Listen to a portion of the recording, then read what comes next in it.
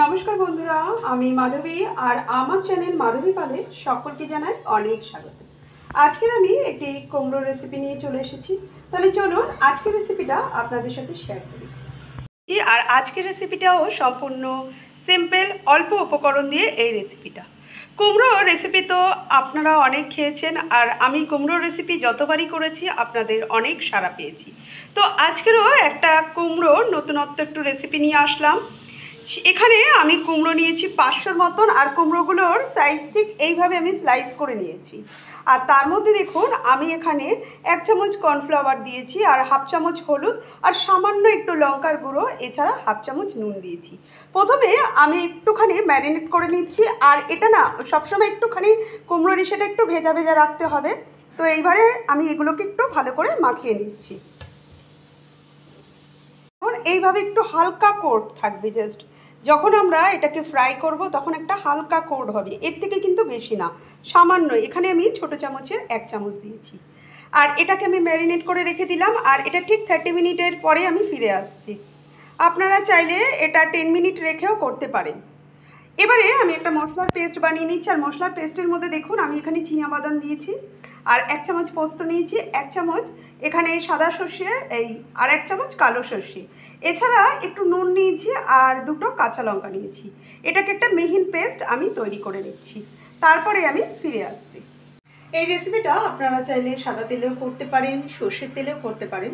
তো আমি রেসিপিটা করছি কিন্তু সর্ষের তেলে। তো সেই জন্যে আমি প্রথমে এখানে তেল দিয়ে নিচ্ছি। আর যে কুমড়োটাকে আমি রেখেছিলাম ম্যারিনেট করে, সেই কুমড়োটাকে আমি দিচ্ছি। আসলে স্লাইসগুলো আমি একটু মোটা করেছিলাম, সেই জন্যে কিন্তু আমি পরপর অ্যাড করছি। এবারে আমি যে কুমড়োগুলো ম্যারিনেট করে রেখেছিলাম সেগুলোকে সব ভেজে নিচ্ছি। তো আমি প্রথমে এবারে ভেজে নেব।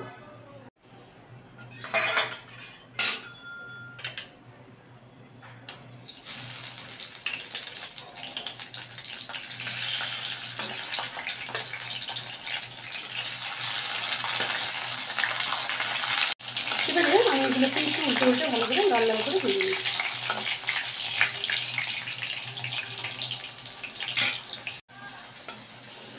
এইভাবে আমি সব কটাকে কিন্তু ভেজে নিচ্ছি।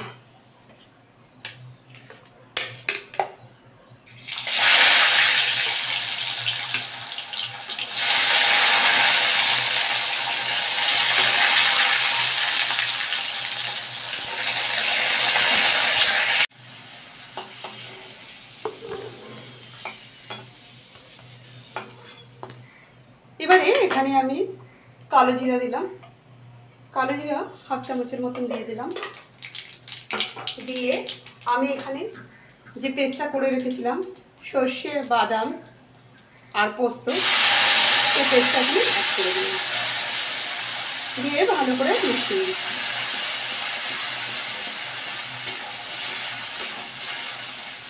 সঙ্গে এখানে আমি টক দই অ্যাড করছি। আমি 2 চামচের মতন টক দই অ্যাড করে দিচ্ছি। টক দই দেওয়ার সময় গ্যাসটাকে একটু সিমে রাখতে হবে, তো আমি সেখানে সিমে রেখেছি।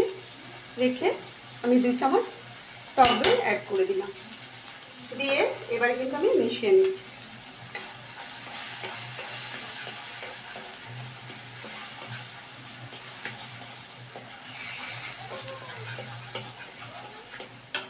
এবারে এখানে আমি দিচ্ছি লঙ্কার গুঁড়ো একটা কালারের জন্য, আর দিচ্ছি 1/2 চামচের মতন হলুদ গুঁড়ো, দিয়ে ভালো করে মিশিয়ে নিচ্ছি। খুব ভালো করে মশলাটাকে আমাদের কষাতে হবে। আর যেহেতু আমি এখানে নুন অ্যাড করিনি, তো এখানে খুব বেশি নুন অ্যাড করলাম না, ছোটো চামচের 1 চামচের মতো নুন অ্যাড করে দিলাম, কারণ এটা গা মাখা মাখা রাখবো। আর সঙ্গে আমি এখানে যেহেতু টক দই দিয়েছি, তাই এখানে চিনি 1/2 চামচের মতন অ্যাড করলাম, কারণ এটা একটু টক টক মিষ্টি মিষ্টি ঝাল ঝাল এরকম হবে। তো এবারে মশলাটাকে খুব ভালো করে আমি কষিয়ে নিলাম। এবার যে একটু তেল ছেড়ে যাবে তারপর এখানে আমি কুমড়োগুলোকে অ্যাড করে দেবো। তো মশলা থেকে তেল কিন্তু ছেড়ে গেছে।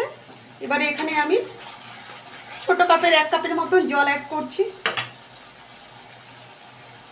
মশলা ধোয়া জলটাই এখানে আমি অ্যাড করে দিলাম, দিয়ে এবারে আমি ভালো করে মিশিয়ে নিচ্ছি এবং একটা ফুট আসলে তারপরে এখানে কুমড়োগুলোকে আমি অ্যাড করব। এবারে আমি একটু সরিয়ে নিলাম, দেখুন খুব ভালো ফুট চলে এসছে।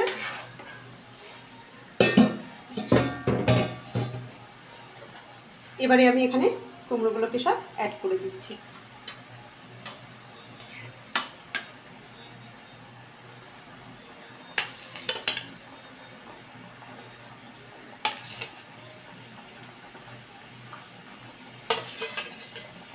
দারুণ একটা রেসিপি, আপনারা বাড়িতে করতে পারেন। খুব অল্প উপকরণ দিয়ে এই ধরনের একটা নিরামিষ রেসিপি করাই যেতে পারে। তাছাড়া কুমড়োর যতগুলো রেসিপি আমি করেছি আপনাদের অনেক সাড়া পেয়েছি, তাই দ্বিতীয়বারে আরও একটি রেসিপি নিয়ে আমি চলে এসেছি। এবার এটা একটু গাঢ় হতে দেব, তারপর যে গাঢ় হয়ে যাবে তারপরে কিন্তু আমরা এটা নামাবো। আমি একটু গা মাখা মাখা করবো, আপনারা চাইলে আর একটু গ্রেভি রাখতে পারেন। আর গরম ভাতের সঙ্গে যে দারুণ জমে যাবে।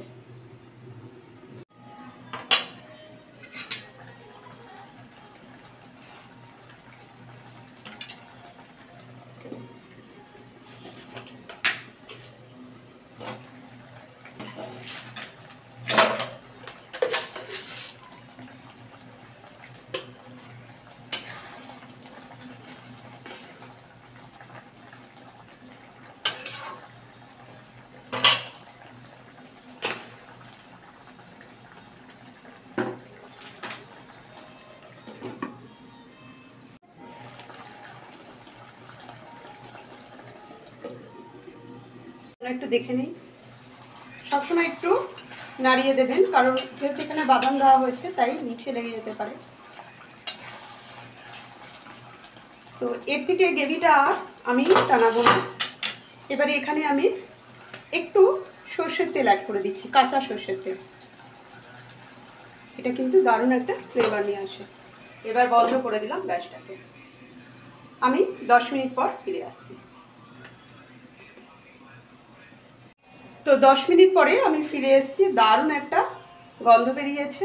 আর গরম ভাতের সঙ্গে কিন্তু এটা আপনারা একবার ট্রাই করে দেখবেন। তো যদি এই রেসিপিটা ভালো লাগে তাহলে আমার পাশে থেকে আমাকে উৎসাহিত করুন। সম্পূর্ণ ভিডিওটা দেখার জন্য আপনাদেরকে জানাই ধন্যবাদ। আর আগামী দিনে আমি এরকম আরও নতুন ধরনের রেসিপি নিয়ে আসব। আমি মাধবী। রেসিপিটা আমার কমপ্লিট হয়ে গেছে আর এখানে আমি সার্ভ করেছি। তো আপনারা দেখতে পাচ্ছেন। কেমন লাগলো আমার এই রেসিপিটা অবশ্যই জানাবেন।